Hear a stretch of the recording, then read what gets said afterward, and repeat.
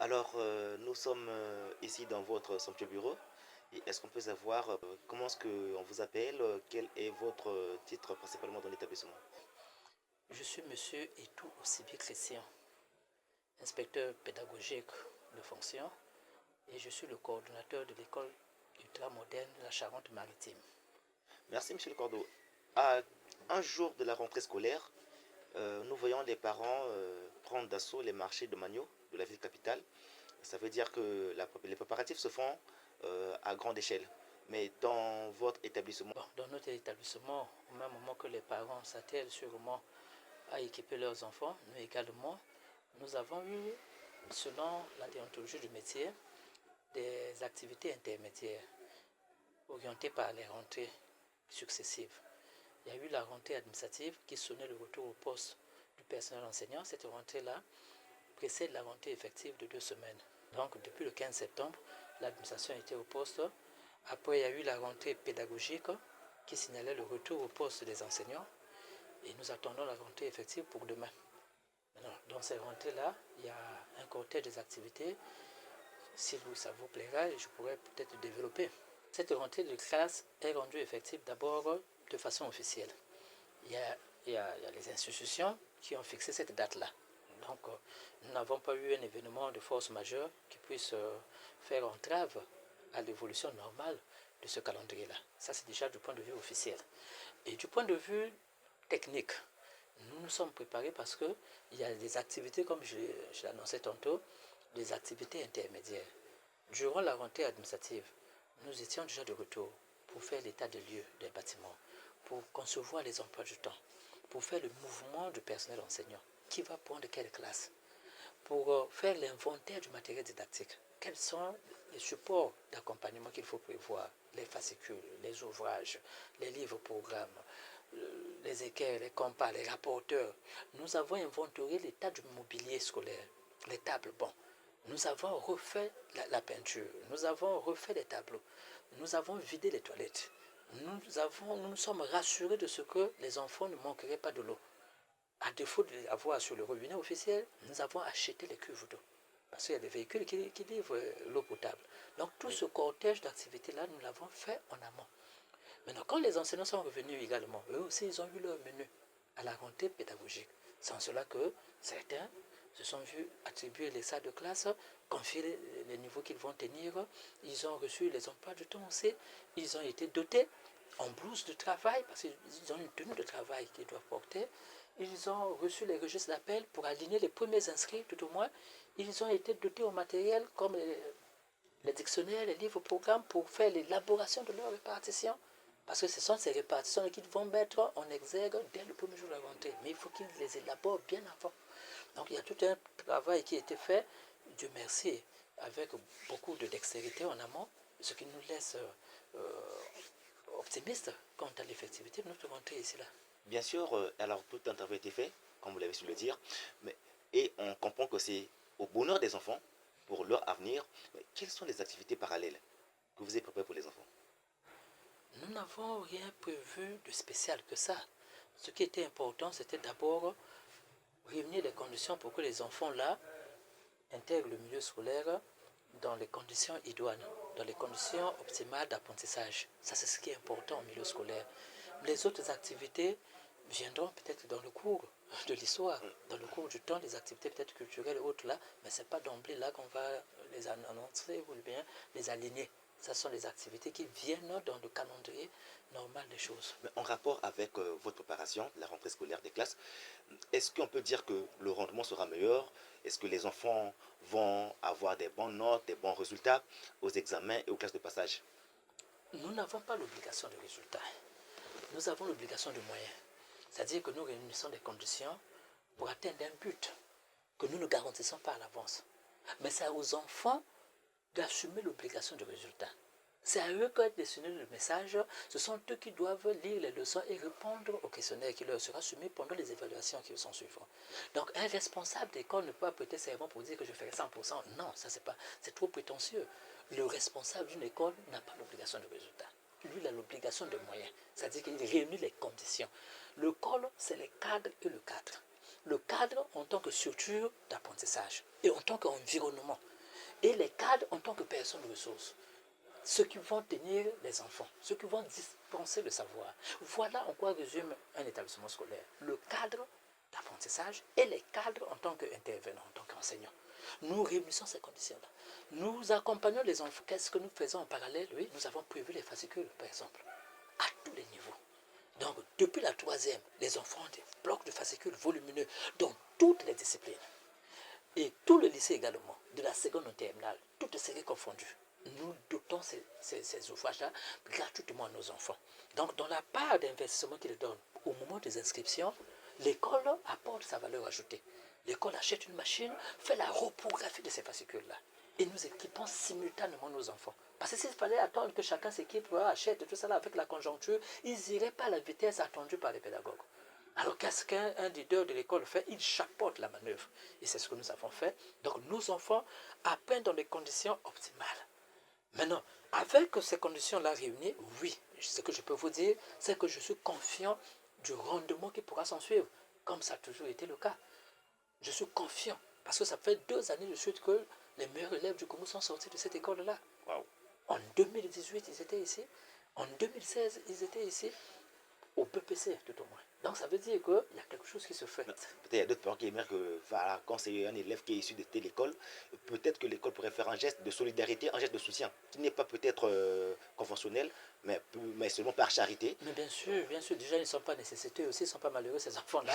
Mais déjà lorsqu'ils ont été plébiscités, tel qu'en 2018, Motonou Le Tin, au lycée de la Révolution, ministre Colonel Makosso étant ministre de l'enseignement, Oui. préscolaire, primaire et secondaire à l'époque, en 2018, nous sommes allés à la cérémonie des émulations, les émules scolaires au lycée de la Révolution en septembre 2018. Mais quand l'enfant là a pris le dessus de la chose, suivi de Basukisa Krishna, sortant de Mbunda, j'ai tout le cortège de la délibération de ce jour-là. Oui. À l'époque, M. Adolphe Dumbo Maba était directeur de cabinet du ministre colonel Makosso. Oui. Mais nous ne sommes pas allés bras ballants. Nous avons prévu notre cadeau à nous. Malgré ce que l'État avait prévu aussi, qui était très honorable d'ailleurs, c'est apprécié, parce que le ministre colonel Makosso avait bien organisé sa cérémonie, réussi aussi. Nous lui tirons le chapeau. Mais l'école aussi n'est pas allée bras ballants. Nous ne sommes pas allés en spectateur. Nous avons accompagné notre enfant, on a fait les photos et on lui a donné vraiment des cadeaux dont on ne peut pas développer le contenu ici par juste retenue et humilité. Mais généralement, c'est bon à savoir. En fait, c'est une question qui est sensible. Qu'est-ce qui vous démarque de la concurrence? Parce qu'on voit, il y a beaucoup des écoles qui veulent mieux faire. Mais vous particulièrement, qu'est-ce que vous faites? Bien, généralement dans la concurrence, il faut avoir quelque chose de particulier qui vous différencie des autres. Les économistes appellent ça la concurrence monopolistique. Vous pouvez vendre le même produit au même prix, mais tu as une façon à toi de présenter ton produit qui va te démarquer des autres. Oui. Ça peut être même un pain que vous vendez ensemble, le pain est vendu à 150 francs, le pain a le même goût, ainsi de suite. Mais chez toi, le pain, peut-être que tu l'emballes autrement. Tu le livres autrement. Donc la façon de vendre le produit diffère d'une école à une autre. Chez nous, je n'aurais pas honte de vous développer notre secret parce que ça demandera aussi les efforts à mes concurrents. S'ils veulent nous suivre, mais voilà à quoi ils doivent s'en tenir. 1. Nous avons équilibré les ratios. 2. Nous avons su faire la congruence, hein, c'est-à-dire que nous avons su faire l'alliage du prix avec la qualité. Ah oui. 3. Nous avons tenu compte de ce que l'école, c'est un service social de base. L'école, l'église, les pharmacies, les hôpitaux. Ce n'est pas là-bas qu'il faut chercher la plus-value. Ce n'est pas là-bas qu'il faut chercher les super profits. Oui. Nous sommes sensibles aux doléances des parents. Quand arrive le moment des recouvrements, lorsqu'un parent est en déficit de solvabilité, il nous signale sa condition. Il dit non, je suis dans telle institution. Moi, je dépends des parents étatiques. Chez nous, on nous paye à partir du 20. Est-ce que nous laissons les enfants suivre leur cours normalement? Nous ne perturbons pas les évaluations aux enfants. Au motif qu'ils n'ont pas payé les frais de collage, un enfant ne compose pas, c'est malheureux. Et si le parent vient payer à l'instant T, le parent à jour, mais l'enfant est déphasé, qui va le rattraper? Vous avez entamé son moral. Donc voilà pourquoi je livre ça comme ça, parce que ceux qui veulent nous copier, voilà l'effort qu'ils auront à faire. C'est difficile à copier. Bon, peut-être que certains aussi le feront. Ouais. C'est pas fini. Oui. Je vais vous donner un autre détail très important d'ailleurs. Oui. C'est pour une première fois. Et ce que je dis, c'est à vérifier. Oui. C'est que nous avons majoré le volume horaire. Parce que le temps d'apprentissage, nous avons pensé qu'il était très conséquent. Je vous donne un aperçu. En seconde A, les mathématiques, dans le programme officiel, c'est 2 heures. Ah oui. Seconde A. Ah oui. Coefficient 2 au départ. Là. Ah oui. Mais en terminale A, les mathématiques là auront le coefficient 3. Ah oui. Mais si les enfants là sont mal rodés au départ, depuis la seconde, depuis la première, est-ce qu'en terminale ils pourront s'en sortir? Impossible. Non. Donc c'est une discipline de poison pour la terminale A. Mais comment faire pour que ce poison-là ne soit pas aussi toxique que cela? Nous, depuis ici, là, la seconde A à 5 heures de mathématiques. Ça nous pèse, certes, mais c'est le prix à payer. Et je vous dirais que quand nous faisons des statistiques, au sortir d'une évaluation thèse, bac blanc local, bac blanc départemental, lorsque nous faisons le taux de mérite par discipline, nous sommes surpris de ce que les enfants de la série A aient eu plus de notes en mathématiques. Donc c'est une discipline aussi outsider, mais quand elle est bien entretenue, elle vient apporter de l'eau au moulin. Là où ils ont bégayé par exemple en philosophie. Donc nous ici là, un autre secret de thèse c'est celui-là. Nous avons densifié la masse horaire. Nous n'avons pas vu la conséquence financière. Il faut que les enfants aient un temps d'apprentissage conséquent. Vous avez augmenté la masse horaire, Très bien. densité horaire, pour le bénéfice des élèves, mais vous êtes sacrifié au fait, d'une part. Mais est-ce que cela ne causera pas peut-être un déséquilibre financier? Voilà pourquoi j'ai dit qu'il faut savoir enregistrer chaque activité dans son corpus. L'école, dans sa carte d'identité, dans son ADN, Oui. dans son empreinte digitale, c'est un service social. Donc votre question est bienvenue parce que la part de sacrifice que nous faisons réduit, amenuise notre rendement. Oui. C'est pourquoi nous continuons à marcher pour nous à pied. Mais pour nous, l'important, c'est de donner aux enfants un bagage conséquent pour qu'au sortir de notre établissement, que nos enfants soient compétitifs à tous égards. Ah oui. Nous avons eu un enfant, Mabiala Joyce, qui est parti en France. Là-bas, on l'a interviewé, on l'a interrogé, on l'a assumé. Elle était au CM1. Oui. Elle est partie au mois de février, l'année passée. Quand elle arrive en France, on l'interroge, on lui soumet les évaluations qu'il faut. La fille est admise dans son école. Mais à la fin de l'année, elle est sortie première de l'établissement. Super. Elle est sortie première de l'établissement. Et les blancs de là-bas se sont renseignés, mais la fille la sortie de quel établissement? La maman nous a appelés et ça nous a fait une fierté. La plupart de nos enfants sont compétitifs. Là encore, il y a un détail qui a failli m'échapper. En dehors de la masse horaire que nous avons densifiée, le traitement de l'heure. Ça, c'est la part maintenant des enseignants qui interviennent. C'est bien que nos enseignants ici, là, je ne vais pas vous dire à combien nous payons l'heure, c'est tellement prétentieux, ce n'est pas élégant pour l'émission. Mais nos enseignants trouvent leur compte ici, là. Ça leur permet de joindre les deux au bout du mois. Il ne faut pas que l'enseignant mène une vie misérable. Il ne faut pas que l'enseignant soit comme un mendiant. Donc avant la fin du mois, vous le voyez là, tout débraillé, là, tout malheureux, là, allant de dette en dette, c'est pas bon. L'école doit tenir compte de l'environnement, du coût de la vie. Et c'est ce que nous nous efforçons de faire. En plus, nous avons ici à demeure les inspecteurs itinérants qui viennent de l'IGEFSA, l'Inspection générale de l'enseignement. Oui. Préscolaire, primaire, secondaire, l'alphabétisation. Ces inspecteurs-là, nous les avons appelés. Chez nous, ils sont comme des consultants. Dans toutes les disciplines, au collège et au lycée. Ces inspecteurs-là ont un salaire ici. Et de temps en temps, en dehors de leurs prestations officielles au niveau de l'État, ils viennent suivre nos enseignants.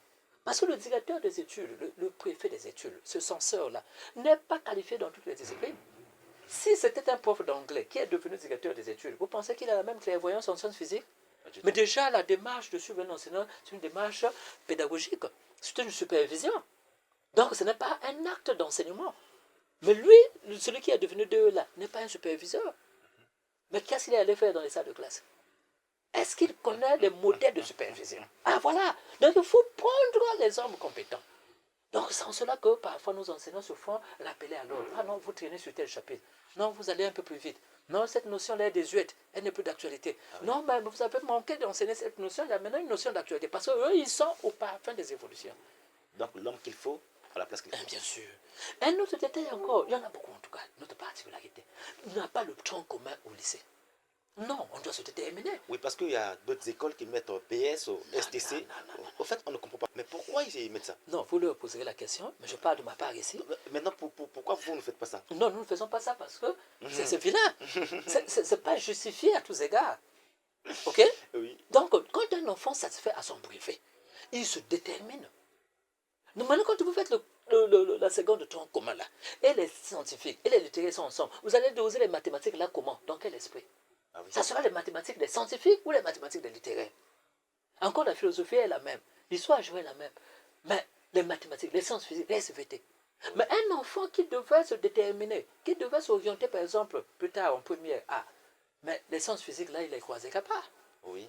Donc vous lui avez perdu le temps pour rien. Or, ces heures-là auraient pu être utilisées et utiles peut-être en français, en philosophie et même dans ces langues.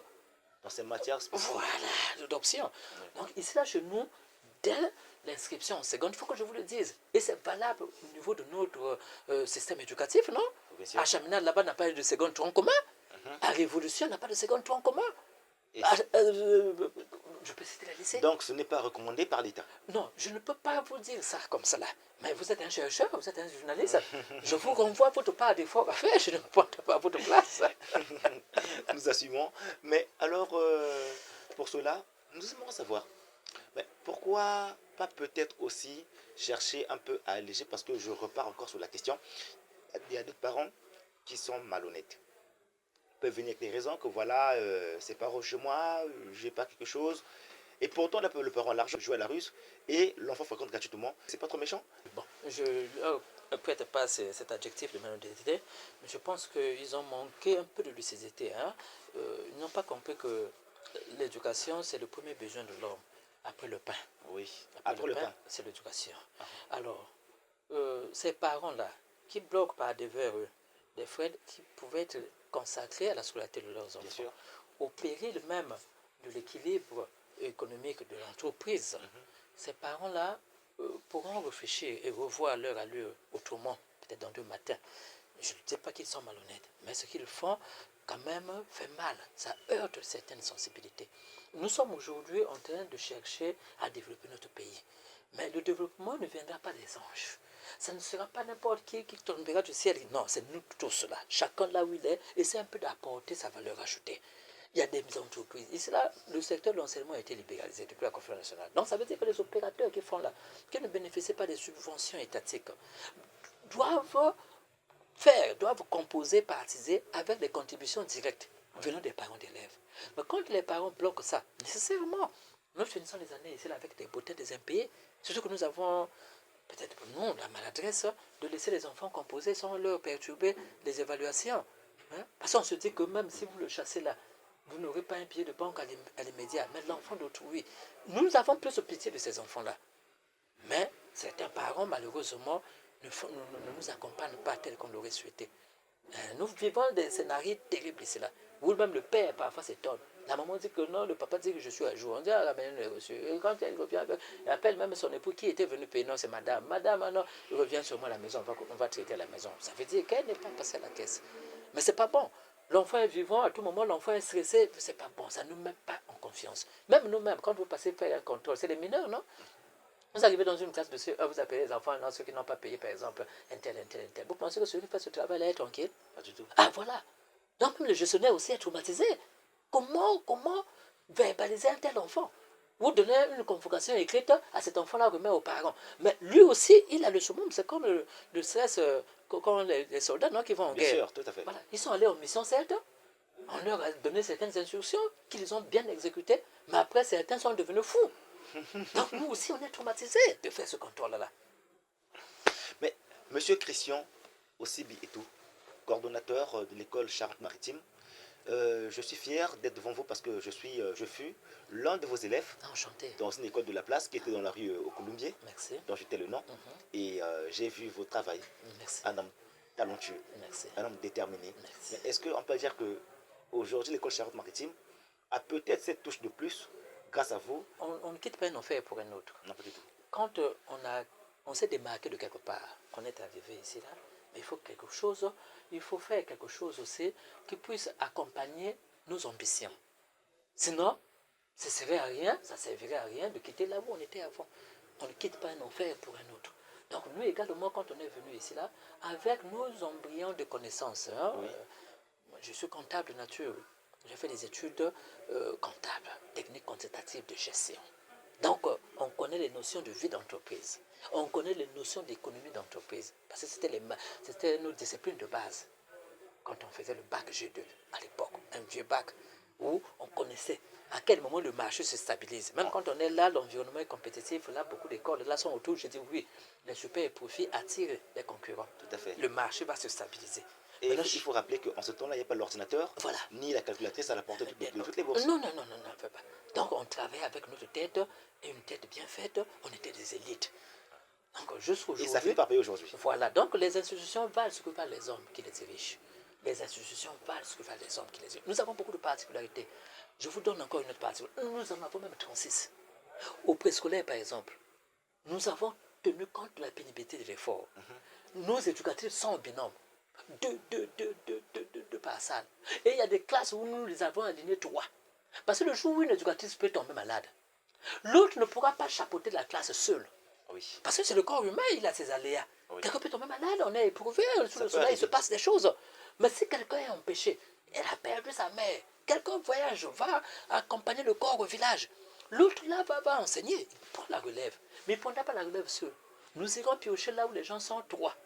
Et on équilibre les couples. Donc, parce que la pénibilité de l'effort préscolaire fait que si la dame est seule, au moment où elle fait quoi, un enfant déclare faire besoin. L'enfant dit, maman, madame, je veux aller au pot. Quoi, cette dame-là va arrêter le cours pour accompagner l'enfant là. Il y a une cassure dans la communication. Si cette dame-là aussi fait la sourde oreille, oublie l'enfant, sauf peut-être qu'elle est en train d'installer une notion pédagogique. L'enfant l'a fait caca dans les habits. Tout à fait. Voilà. Donc, compte tenu de la pénibilité de l'effort, déjà à ce niveau-là, nous avons résolu ce problème-là. Nous avons des particularités. Une dernière particularité, pour ne pas abuser de votre temps. Non, nos enseignants ont une pause café ici.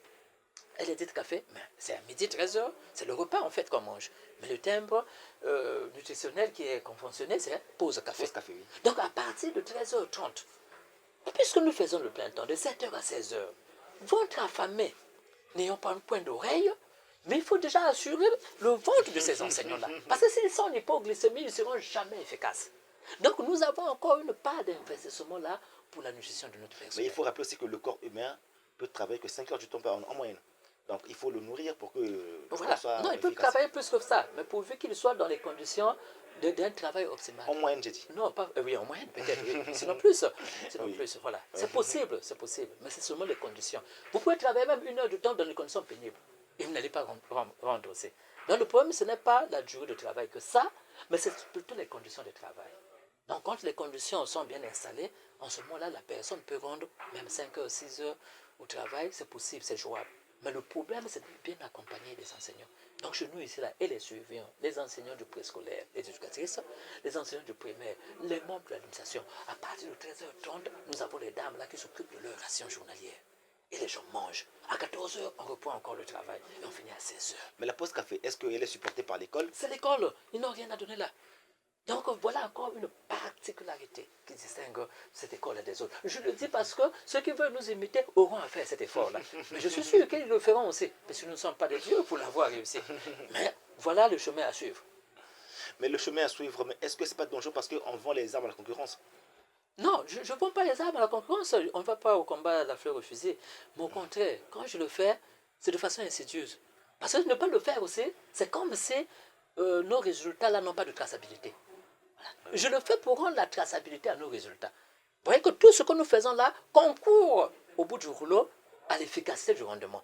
Mais ne pas le faire, c'est comme si quelque part, il y a quelque chose de mystérieux, il y a quelque chose de louche. Voilà, quand nous alignons les résultats aux examens d'État ici là, mais donc on sait parfois se moque de nous. Est-ce que réellement les résultats sont mérités? Mais maintenant, là, je vous donne la carte de visite que regarde, ça passe par la masse horaire qui est densifiée, ça passe par le travail en binomie des enseignants. Oui. Ils sont tout dans la salle, même au primaire. Quand quelqu'un fait cours, l'autre corrige les cahiers. L'autre circule. Regarde, quel est l'enfant qui n'a pas copié la leçon? L'alternance des couleurs, les stylos. Parfois, un enfant n'amène qu'un seul cahier où il fait un four tout là dans ce cahier-là. Mais il faut qu'il y ait un enseignant qui balaie. Ça, c'est des secrets que je dois vous donner pour que les gens comprennent que nos résultats là ne sont pas des mystères. Tout à fait. Voilà, donc maintenant, donner ça et que les autres aussi en profitent, c'est pas mauvais.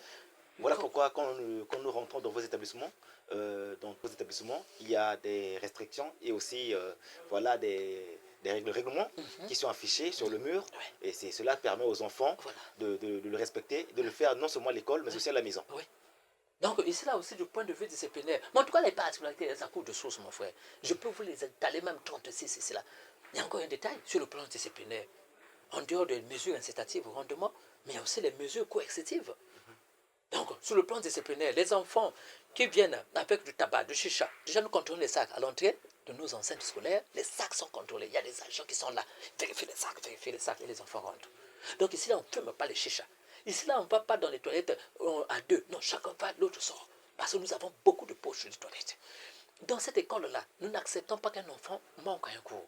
Dès que vous manquez à un cours, il y a un agent qui est recruté pour ça. Il recense à partir de 10 heures les absents du jour. Et on appelle les parents à l'immédiat. Les familles sont surprises. Le parent parfois dit, oh, nous sommes sortis ensemble. Mais comment l'enfant n'est pas arrivé? Non, vérifiez bien. Nous, on dit, non, votre enfant n'est pas ici.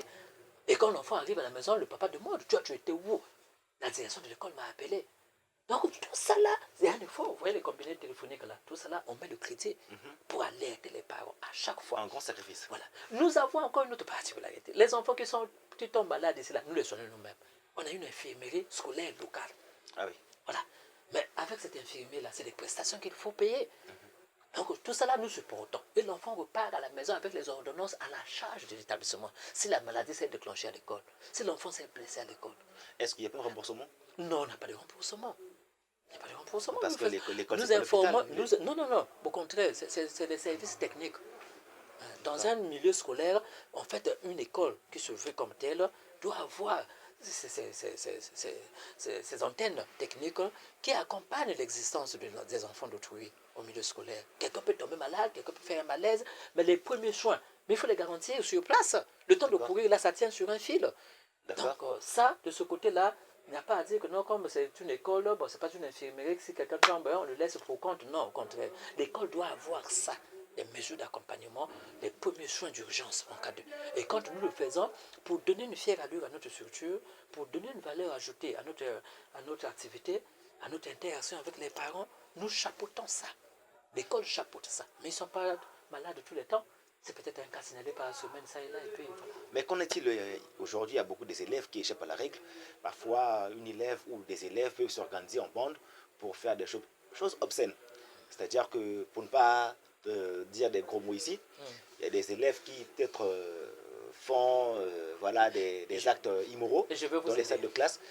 Quelle est la mesure que vous prenez pour ces élèves? Je vais vous aider. Ici déjà, il y a un domaine où nous sommes très faibles, c'est celui de la complaisance. Oui. C'est le seul domaine où nous sommes nuls. Nous ne sommes pas complaisants vers les enfants. Donc nos enfants ici là, au risque de vous répéter un extrait de notre règlement intérieur. Ok? Donc nos enfants qui sont ici là, ils ont un code d'éthique. Quand ils s'inscrivent là, nous disons à leurs parents, il y a un récépissé qu'on donne. Nous avons un guide ici là, je peux vous en donner les grandes lignes. Nous disons, dans cette école-là, il est strictement interdit. Oui, c'est là. C'est ce coupon-là que nous donnons. Il est strictement interdit. Les téléphones et les tablettes, parce qu'ils en font un mauvais usage à l'école. Il y a même un débat comme ça en France. Hein? Avant-hier, c'est passé à TV5. Oui. Faut-il interdire ou pas l'usage du téléphone en milieu scolaire, surtout au secondaire? Bien. Les longues tresses de mèche, le piercing, tout ça là, le ministère de l'enseignement y est revenu. Parce qu'il y a un arrêté interministériel. Okay. Pendant qu'on changeait la couleur des tenues scolaires, cet arrêté-là était très profond là-dessus et pointu. La forme, les cheveux, tout ça là, même pendant les examens d'État, vous voyez qu'il y a des délégués de la lutte anti-fraude qui veillent même à l'aspect physique d'un candidat à un examen d'État. Moi, je suis inspecteur de l'enseignement, donc je suis mieux placé pour accompagner les pouvoirs publics dans ce genre d'initiative. Dans cette école-là, les ristournes, les enfants ne les font pas. Les effets de toilette, miroir, parfum, vernis, rouge à lèvres, peine, pendant qu'on fait cours, vous êtes là, vous badigeonnez, ça ne passe pas. Les absences au cours, perturbation des cours, les objets blessants, la consommation de la drogue, la fréquentation des croissanteries Nature Club. Quelqu'un a tenu? Non, on a vu vos enfants manger des gâteaux là-bas. Ici, ça ne passe pas. Ceux qui sont ici savent déjà à quoi s'en tenir. Les appareils de musique, les boomers, les casques, les moqueries, la violence verbale ou physique. On ne se bat pas ici là. Même si tu as raison, ne donne pas un coup de gifle à l'autre ici. C'est fatal. Les préservatifs, les attroupements aux heures de fin de cours. Voilà encore un détail important. Les attroupements aux heures de fin de cours. Les cours entre fins, les enfants sont en paquet là, au coin des rues. Ici, là, ça ne passe pas. Parce que nous avons des agents. Pour cette année-là, on vient encore de renforcer notre délégation de la surveillance. On a recruté 2 bons gaillards là, d'un bon cocorico à qui nous avons donné mandat de veiller sur les artères qui entourent le voisinage de l'établissement. Et donc les enfants aux heures de fin de cours, on ne peut pas voir les enfants debout, statiquement, en train de causer, sous prétexte qu'ils attendent les parents. Les parents s'attendent dans l'enceinte de l'école. Okay. Surtout avec les phénomènes que nous connaissons dans la société, les bébés noirs, tout ça, là, vous laissez les enfants dans la rue, mais ils peuvent se faire blesser. Oui. Ils peuvent se faire agresser. Lors des raquettes. Ah voilà. Donc ici, là, il y a un extrait de règlement intérieur que nous appliquons avec fermeté en tout cas, de façon exemplaire. L'année passée, nous avons réussi à mettre dehors plus de 17 élèves. C'est un record. 17 élèves pour effectivement, indiscipline. Un grand record. Ah, voilà. Donc, à chaque fois qu'il y avait des situations qu'on pouvait remédier, nous discutons avec les parents, on verbalise les enfants. Quand il y a récidive, on gravit les échelles de sanctions qui s'imposent, mais au finish, ces enfants-là quittent l'établissement. Mais supposons que cet enfant-là que vous radiez est en classe d'examen. Non, nécessairement, il n'y a pas une excuse. La classe d'examen, c'est une classe exemplaire. Donc, il n'y a pas, la classe d'examen, ce n'est pas un vaccin pour une licence autorisée, ce n'est pas un visa pour les antivaleurs. Non, c'est comme une femme enceinte, quand elle commet une bévue, elle ne peut pas aller en prison parce qu'elle est gestante. Non, elle ira accoucher là-bas. Un diabétique qui est un faussaire, on ne peut pas l'arrêter au commissariat parce qu'il a un problème de glycémie. Pas du tout. Mais il en va de même. Donc nous, quand on applique la loi, elle est dure, mais elle restera la loi. On ne voit pas, non, toi tu es en terminale, donc étant en terminale, tout est permis. Mais ils se doivent être exemplaires. Mais il se pourrait que cet élève-là, disons par omission, peut commettre un forfait. Mais étant en classe d'examen, est-ce qu'il n'y a pas peut-être une alternative d'excuse? Vous avez déjà la réponse dans votre question. Vous dites par omission. C'est-à-dire que nous ne sommes pas des vats en guerre. Nous sommes équilibrés dans notre jugement. Oui. Quand un enfant a commis une faute, l'enfant a fauté, nous examinons les contours. Déjà, c'est un besoin de formation. Oui. Ça signale que l'enfant-là a besoin d'être accompagné. Nous sommes d'abord des pères, nous sommes des éducateurs, nous sommes des moralisateurs. Nous ne sommes pas des vats en guerre.